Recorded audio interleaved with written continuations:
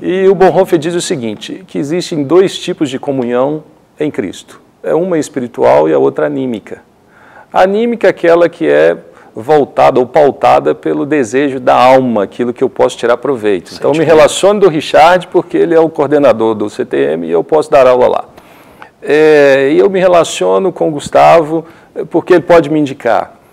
Agora, tem o desejo, tem a comunhão também espiritual, que é em Cristo. Todas as duas comunhão cristã. E ele diz, nessa comunhão espiritual eu me relaciono com Atilano porque ele é de Cristo. E se eu sou de Cristo, nós temos uma comunhão verdadeira.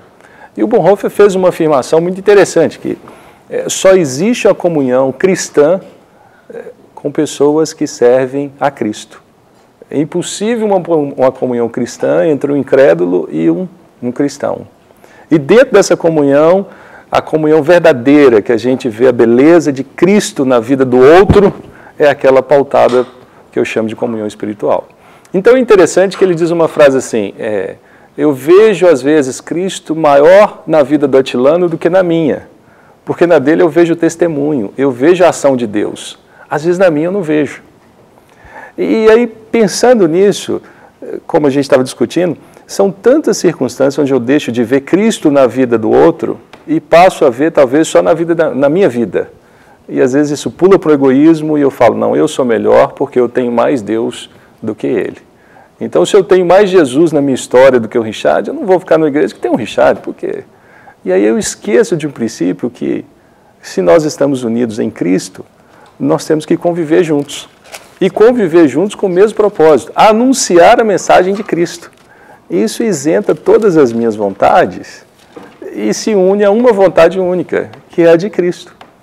Então, dentro disso que a gente estava falando, Gustavo, foi falando muito sobre a questão de a pessoa não consegue perdoar o outro, talvez porque olha muito para si mesmo e não consegue olhar que o outro tem tantas características, tantos valores que acabam sendo maiores que ele. É uma marca do nosso tempo também. As pessoas são muito imaturas.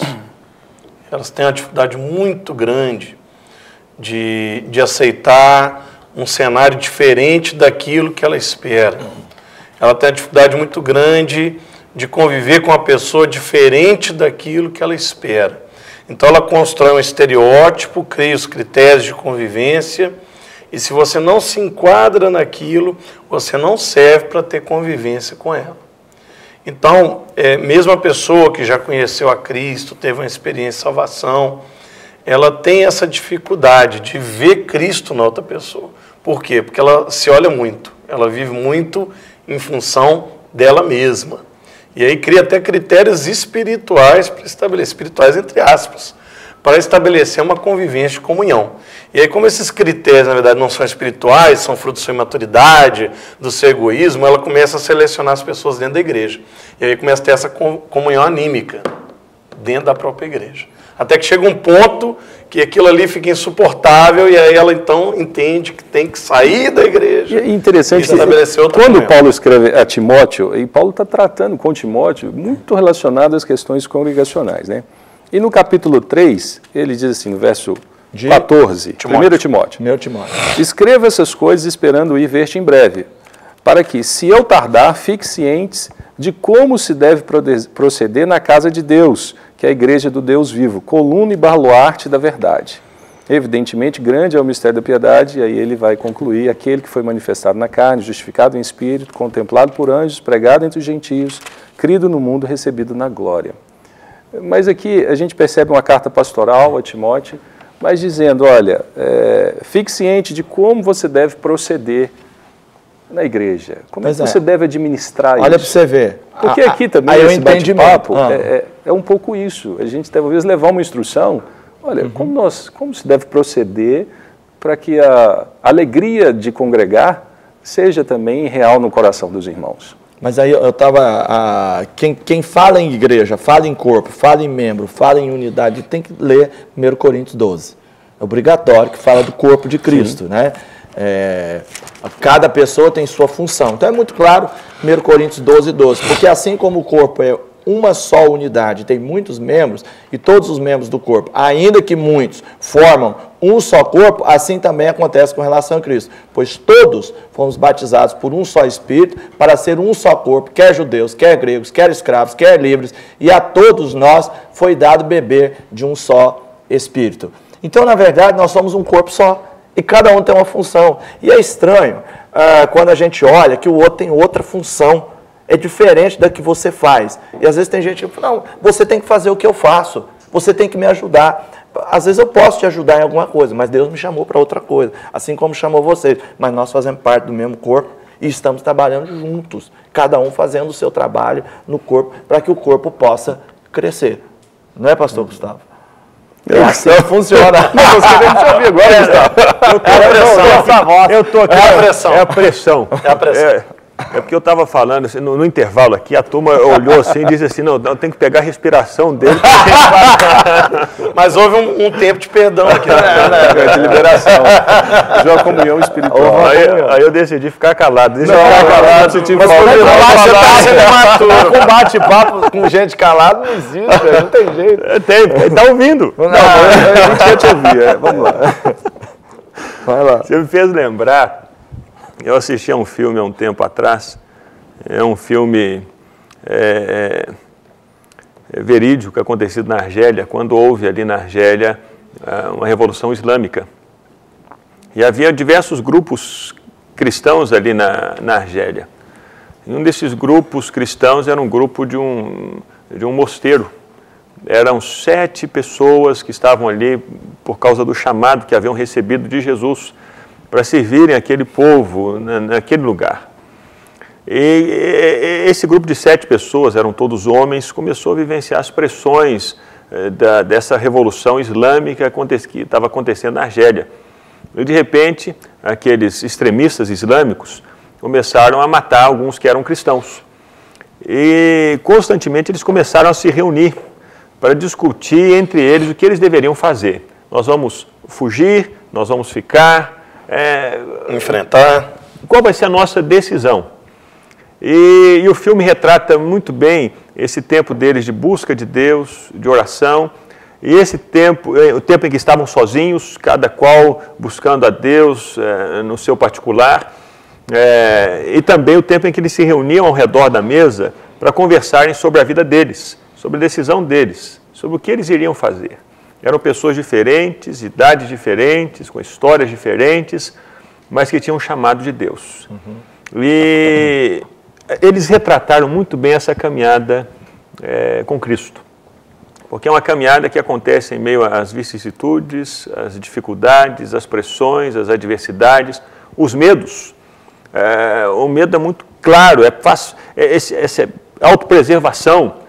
Em um momento alguém diz, eu não vim aqui para morrer, eu vim para servir as pessoas, eu vim para ajudá-las, eu não quero morrer aqui. É algo muito característico do ser humano, mas num determinado momento juntos eles decidem, nós viemos aqui por causa de um chamado de Deus e nós precisamos continuar servindo esse povo que o Senhor colocou para que nós o sirvamos.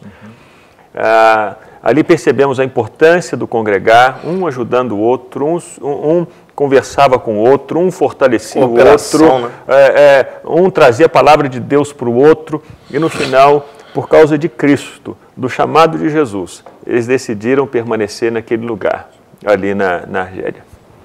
E eram franceses, e então alguns extremistas entraram ali naquele lugar e os levaram para longe, para que eles pudessem ser usados como moeda de troca, tentando pressionar o governo francês nesse sentido.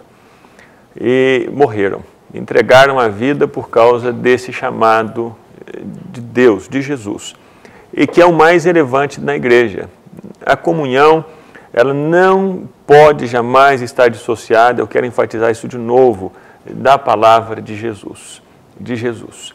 É Ele que nos mantém juntos, é Ele que traz o sentido para a nossa vida, é Ele que traz o propósito da nossa caminhada. Estamos na igreja, por causa de Jesus. Comunhão... A igreja não é clube social, ela não é associação, ela não é um lugar assim para eu me sentir bem, feliz, entretenimento, ainda que eu experimente a alegria da comunhão, a alegria da igreja, como é bom e agradável que os irmãos vivam em união.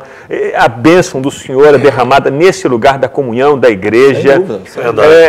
Mas, acima de tudo, a igreja existe por causa de Jesus. E Jesus não chamou ninguém para ficar sozinho. Jesus nos chamou para sermos parte do corpo, da igreja, para estarmos juntos, crescendo juntos, aprendendo uns com os outros. E Paulo, quando ora para os filipenses, ele diz: dou graças a Deus todas as vezes que me lembro de vós, fazendo sempre súplicas por todos vós, em todas as minhas orações com alegria, em razão da vossa cooperação na causa do Evangelho, desde o primeiro dia até agora. E agora o fim. E estou certo disso. Aquele que começou a boa obra em vós, irá aperfeiçoá-la até o dia de Cristo Jesus. Ele está falando de um povo que está junto, se cooperando pela mesma causa, mas que está sendo aperfeiçoado. Ou seja, esse povo continua imperfeito, sempre. Nós vamos até o dia de Cristo. Nós vamos ter problemas, mas nós vamos continuar na causa de Cristo. E ele dá graças a Deus pela cooperação. Ou seja, porque eles estão se compreendendo e se cooperando, e isso é a igreja. A igreja é essa tensão dialética,